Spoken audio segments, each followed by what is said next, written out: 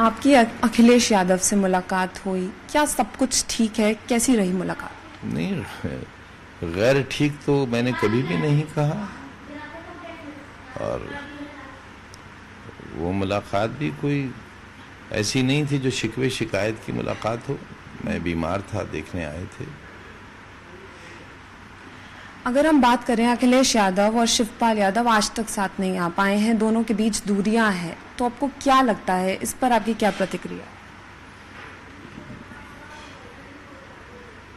बेहतर होता दूरियां ना होती, लेकिन किसकी कम गलती है किसकी ज़्यादा है, ये तो अभी मुझे जेल से आए चंद रोज़ ही हुए हैं, और आते ही मैं अपने इलाज में मसरूफ़ हो गया, और फिर चुनाव में भी वक्त देता हूँ, यूनिवर्सिटी और स्कूलों को भी देखता हूँ। तो अभी मौका नहीं मिला है, लेकिन कोशिश करूँगा इस बात की कि बिखरे हुए तिनकों को एक बार फिर आशियाना बनाने के लिए तैयार किया जाए। क्या आपको लगता है ये बिल्कुल सही वक्त है कि दोनों को एक साथ आ जाना चाहिए? देखिए, जब आ जाए तभी सही वक्त है। बार बार बुलडोजर का जिक्र उठता है, इलाहाबाद में जो हुआ उसको किस तरीके से देखते हैं? देखिए, सुप्रीम कोर्ट का भी एक फैसला आज आया है, कल सुप्रीम कोर्ट ने भी कुछ कहा है। हो सकता है हमें सीख मिले इससे कि राजनीतिक इंतकाम अच्छी बात नहीं है, और सत्ता की दावेदारी और ठेकेदारी किसी की नहीं है। सैकड़ों बरस मुगल रहकर चले गए, जिन्होंने ख्वाब में भी नहीं सोचा होगा कि एक बहादुर शाह जफर भी होंगे जो सिर्फ लाल किले की दीवारों के अंदर बैठ के ही शाही फरमान जारी करेंगे, और सिर्फ वो लाल किले की दीवारों के अंदर ही वो शाही फरमान लागू होगा, दीवारों के उस पार नहीं होगा। अंग्रेज़ों ने भी नहीं सोचा था कि वो चले जाएंगे, कांग्रेस ने भी नहीं सोचा था कि उनका ये हश्र होगा कि विधान परिषद में एक भी उनका कैंडिडेट नहीं होगा, ज़ीरो नील हो जाएंगे। तो किसी की इजारादारी नहीं है, किसी की इजारादारी नहीं। जिन्हें आना है उन्हें जाना भी है। जिस तरह रात को दिन और दिन को रात बदलती है, मौसम बदलते हैं, उस तरह सत्ताएं और सरकारें भी बदलती हैं। जुमे की नमाज के बाद जिस तरीके से प्रदर्शन हुए, और आज यूपी में कई राज्यों में हाई अलर्ट भी, इसको किस तरीके से देख रहे हैं? क्योंकि कई जगह देखा जा रहा है सिक्योरिटी बहुत टाइट है, इसको कैसे देख सकते? ये माहौल किसने बनाया है, इसके लिए कौन जिम्मेदार है? जो भी जिम्मेदार है उसको सोचना चाहिए ये हालात क्यों पैदा हो रहे हैं, किस बुरी तरह से बिहार जल रहा है इस वक्त, उत्तर प्रदेश में भी उसकी आंच आने लगी है। तो ऐसे फैसले जिनसे पूरे पूरे प्रदेश झुलसने लगे, वो नहीं लेना चाहिए, उन पर विचार करना चाहिए।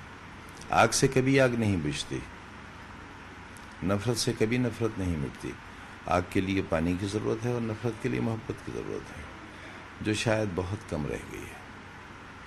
वहीं अगर हम बात करें उपचुनाव के लिए, आसिम रजा आपके प्रत्याशी हैं, आपकी पार्टी से हैं, काफ़ी मेहनत कर रहे हैं, तो कहीं ना कहीं लोग जो हैं वो आपके फेस वैल्यू पर, उन पर यकीन कर रहे हैं, इसको किस तरीके से देखते हैं? नहीं तो हम, वो जो नाम आपने लिया आसिम राजा का, ये 40-42 सालों से हमारे मजबूत साथी के तौर पर हैं। पूरे रामपुर ने देखा है, मेरे हमेशा चीफ इलेक्शन एजेंट रहते थे, इस वक्त रामपुर के अध्यक्ष भी हैं कई सालों से।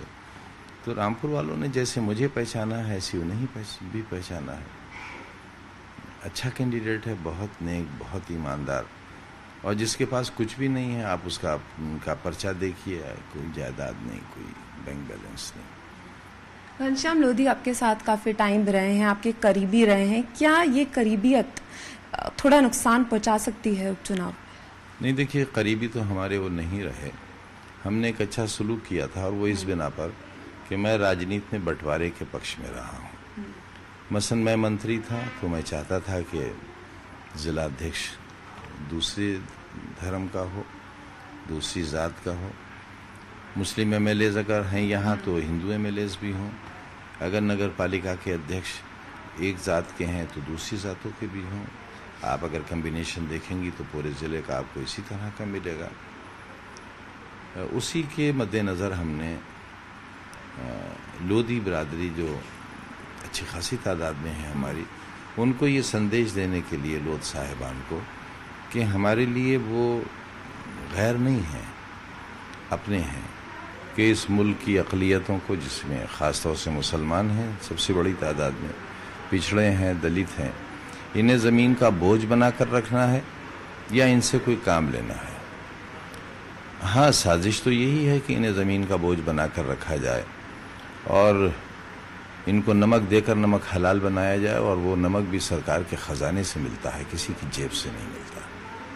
एएमयू की तरबियत की कोशिश की है कि जिन लोगों को साइकिल का पंक्चर जोड़ने के लिए मजबूर किया गया सदियों, जिन लोगों को कोठियों की बुनियादें खोदने के लिए मजबूर किया गया, जिनसे सिर्फ मजदूरी कराई गई, उनके हाथ में कलम आ जाए।